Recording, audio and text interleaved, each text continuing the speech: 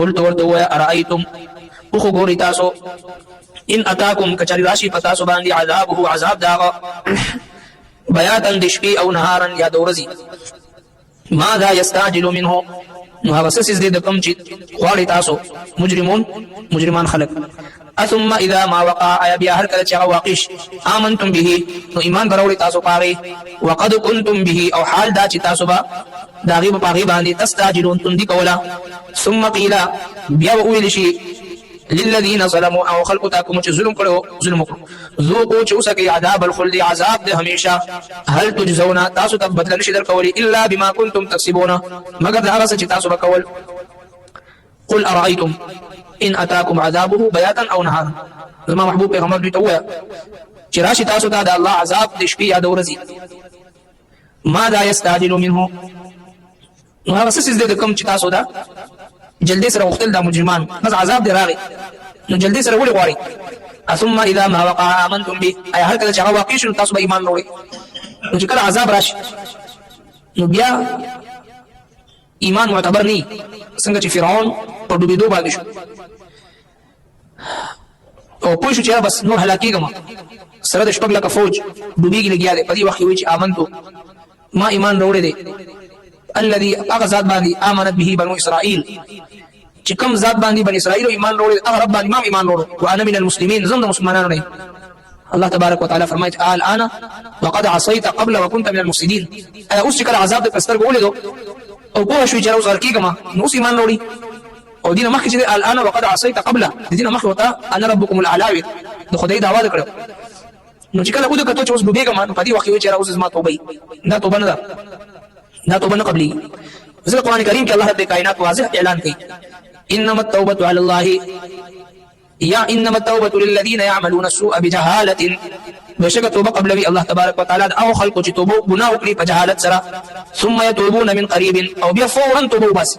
فاولئك يتوب الله عليهم دا خلق دي چې الله جل شانه د توبه قبلوي وكان الله توابا رحيما بشک الله تبارك وتعالى توبه قبلون کې رحم کوون کې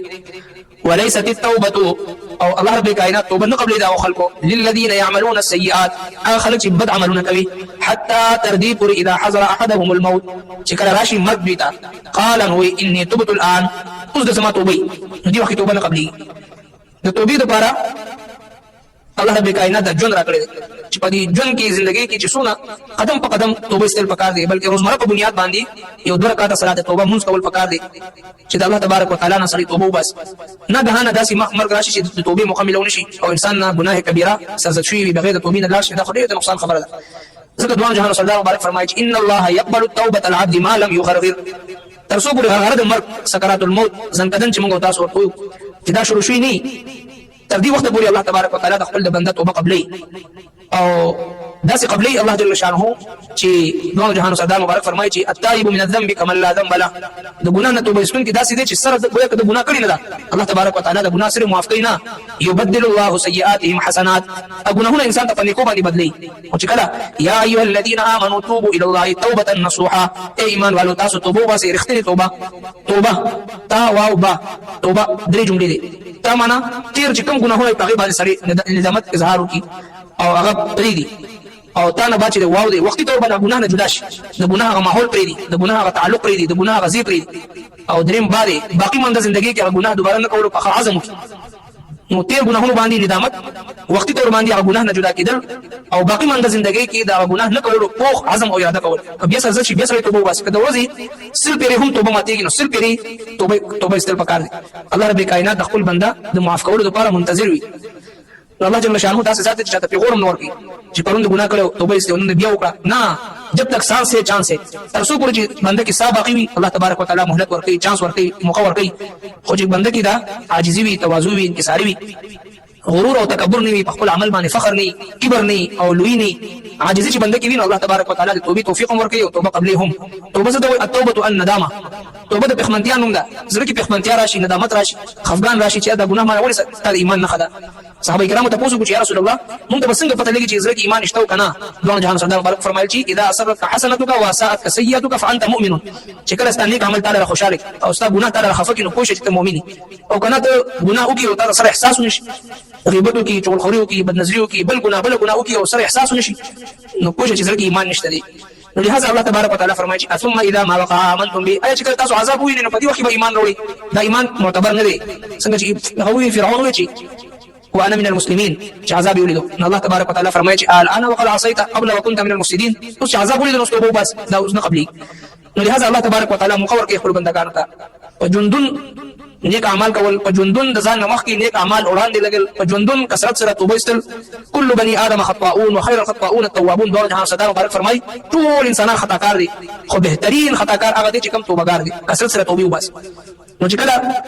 یو بنده کې عاجزي وي او خپل ځان خطاکار غني او ګناهګار غني، سیاکار غني او کمزوري غني، هغه به توبه وباسي. چې کوم انسان متکبر وي، خپل عمل فخر کوي او غرور کوي او ریاکاری کوي، دا د ریاکاری نه خده. کثرت سره توبه نه ایستل او خپل زړه کې ډاډه اوسېدل چې زه خو ډېر نیک سړی یم